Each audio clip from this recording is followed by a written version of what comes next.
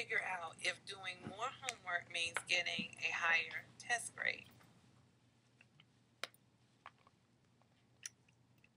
In this lesson, you will learn how to interpret a scatter plot by identifying clusters and outliers. Let's review scatter plots. A scatter plot is a pictorial representation of two pieces of data that have been collected from the same source.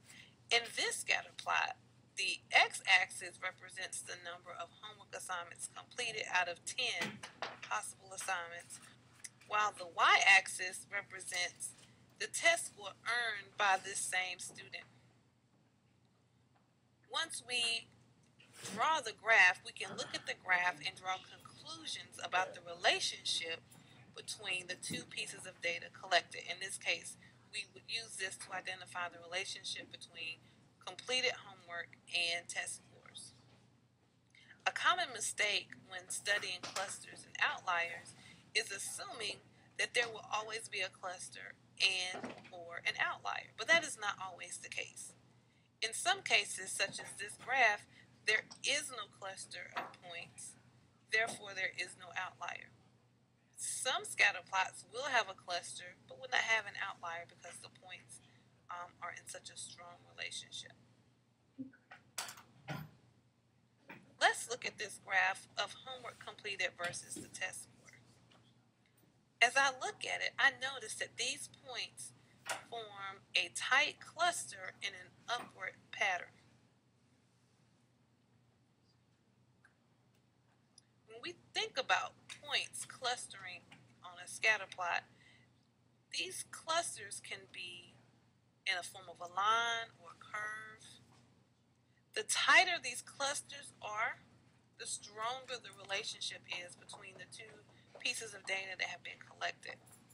Looking at this graph, the points are pretty close together, so I can conclude that there is a strong relationship between homework and test scores.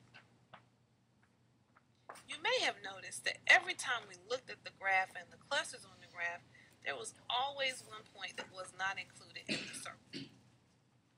This point is called an outlier because it lies outside of the cluster.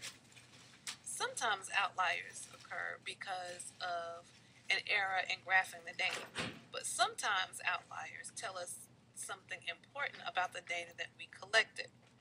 This outlier shows us that a student completed all 10 of the assignments. However, they only made a 60 on their test. Let's think of some possible reasons for this. The student could have completed all 10 homework assignments, but not really understood what they were doing, therefore never mastering the material and still making a low test grade. Or the student could have experienced test anxiety. Although they knew the material, they may have frozen up and not been able to perform well on the test. Or the student could have just been inaccurate in their reporting when they told the person collecting the data how many homework assignments they completed.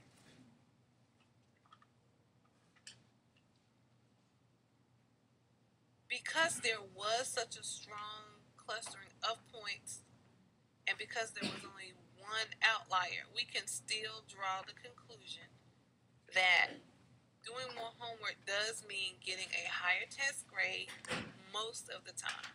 So it would still be in our best interest to complete our homework.